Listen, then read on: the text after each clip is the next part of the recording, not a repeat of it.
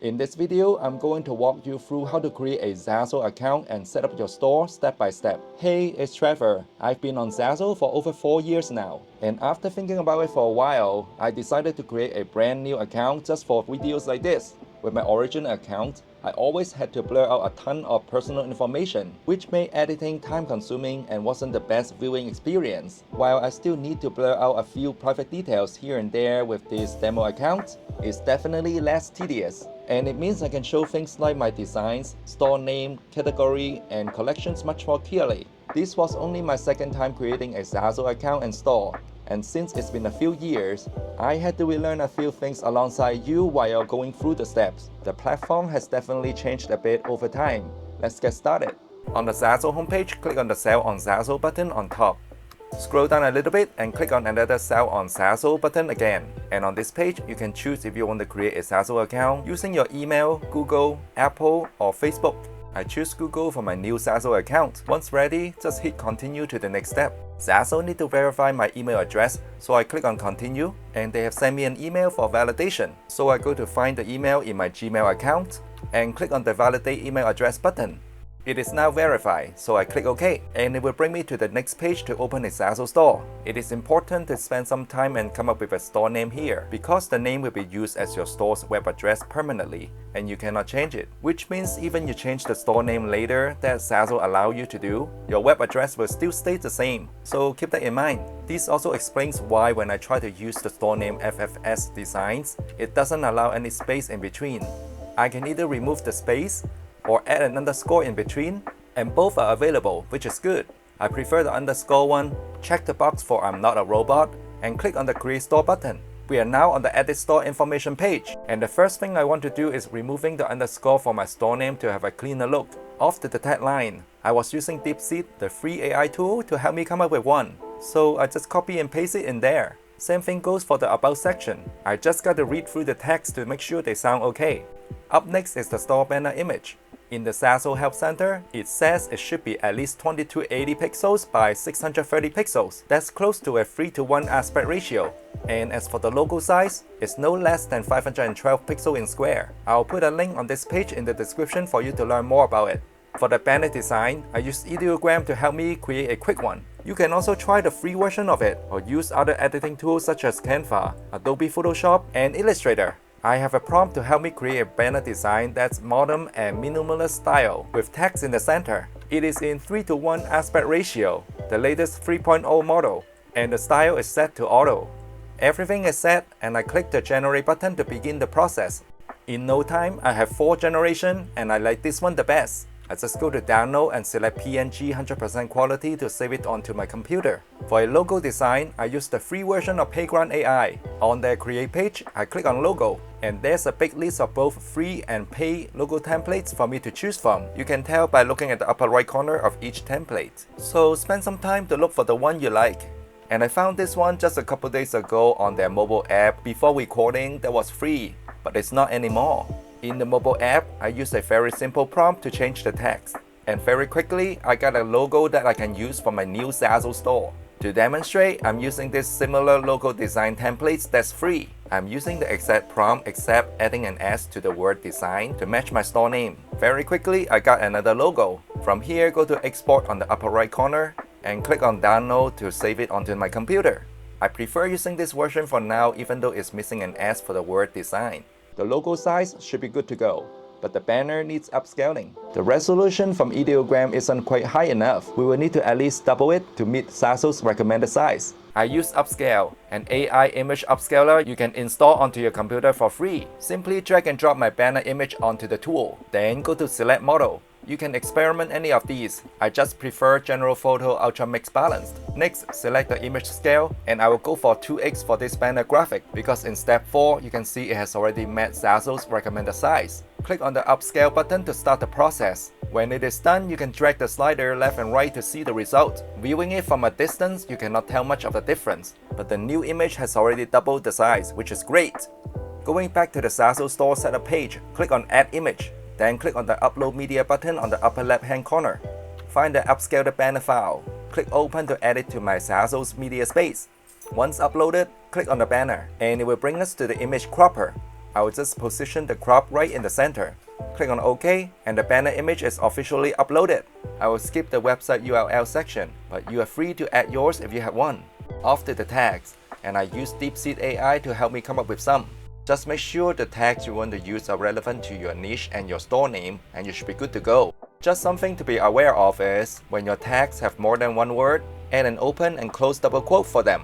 And if it's just a single word, you don't have to do that. Once I'm done with the tags, scroll down to the location information section. You are free to fill out the city and state information, but I'll just select the country as United States and click on the submit button. Just like that, we have successfully created a Zazzle store. Click on the Start Designing Products button and it will bring us to the Create Your Own page. But before creating any designs for sale, there are more important stuff we need to set up first. Go to the account icon on the top of the page, just click on my name and it will bring us to my designer profiles homepage. On the right hand side, you will see profile completion at 15%. Below, you can see a list of things I can do to increase it to 100%. Eventually, we want to complete everything for the store to perform the best. But for now, we will just focus on the first two. Click on Upload a Profile Picture.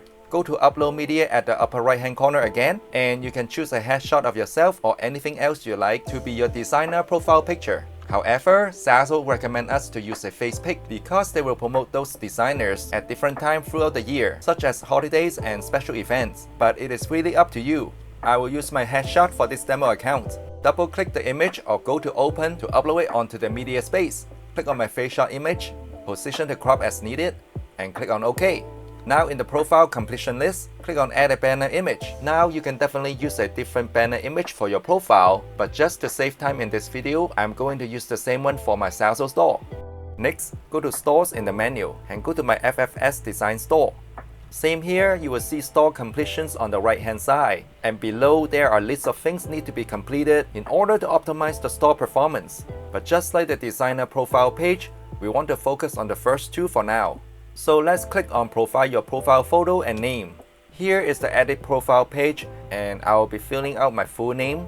There's also a tagline and about section, but I'll skip that for now. Let's scroll down past the profile banner image. I'll fill out my gender and birthday. And for the website URL, if you have one that you would like to share with your visitors, you can put it in here, but I'll leave mine blank for now.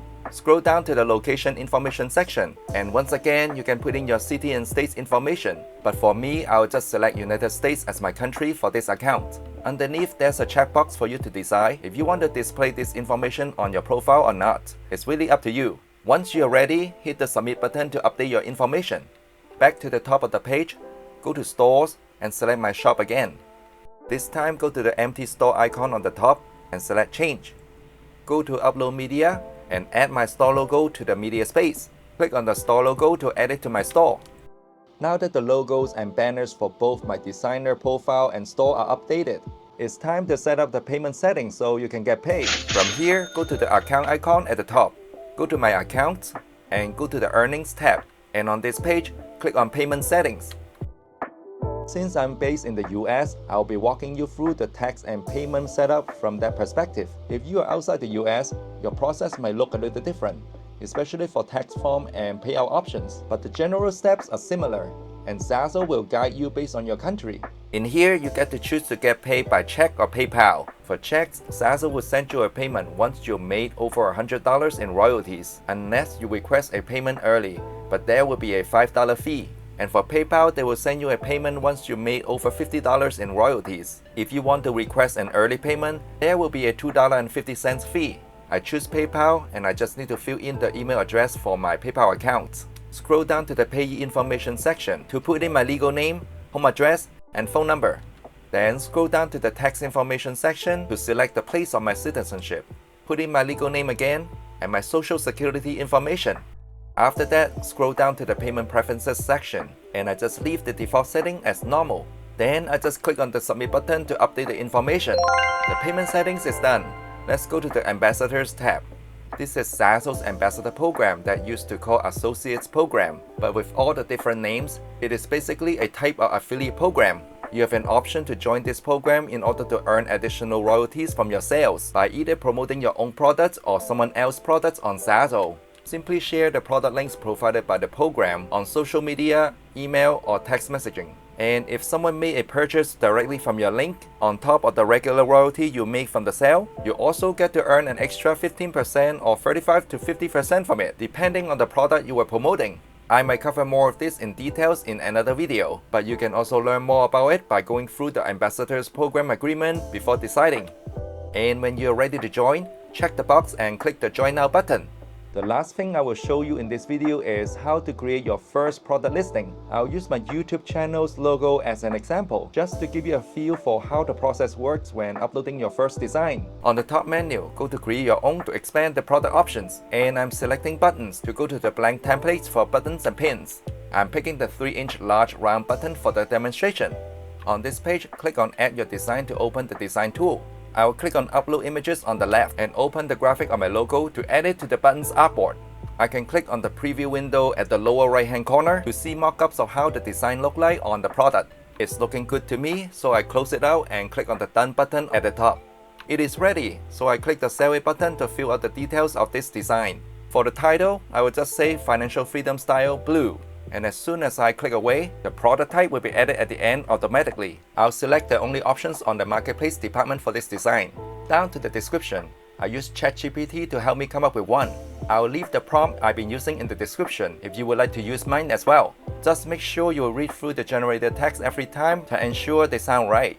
Under product merchandising, I usually will leave it as is, unless I want to set a different mockup image for the design. I'll click on the Change Options button for it. Down to categories. First, we will select one for events and occasions. There are many selections, so do spend some time to learn about them to see which one is the best for your products. For this button design, I will choose Encouragement under Expressions. To select one for recipient, also spend time to learn about the large selection. And for this design, I will choose Any Person under For Anyone for now. I can change it later if I want to. Under Store Category and Collections, we haven't done anything yet. They have to be covered in other videos, but for the first product, we can skip them for now.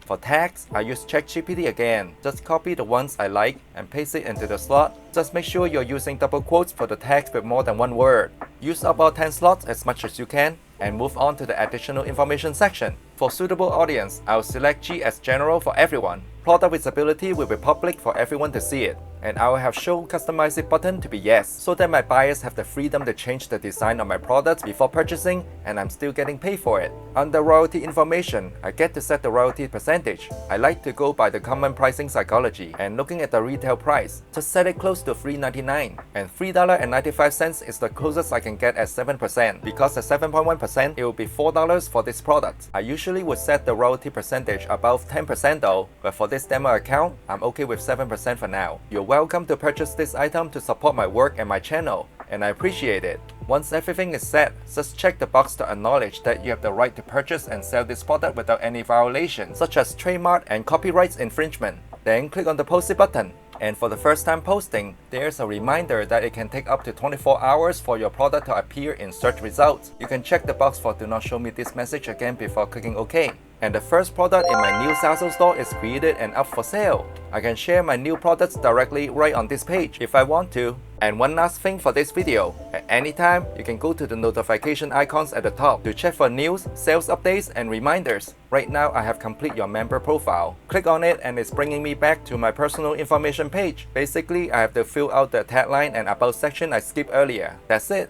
So that's how you get started with your Zazzle account and store, and what you need to fill out to start receiving royalties from your sales, which is super important. Make sure you also take the time to complete your store setup to 100%. Zazzle tracks your store's completion status, and getting it fully set up can improve your visibility and performance on the platform. If you found this helpful, give it a like. I really appreciate it. And if you haven't already, subscribe and turn on the bell so you'll be notified whenever there are new updates on this channel. Thanks for watching, and I will see you in the next one.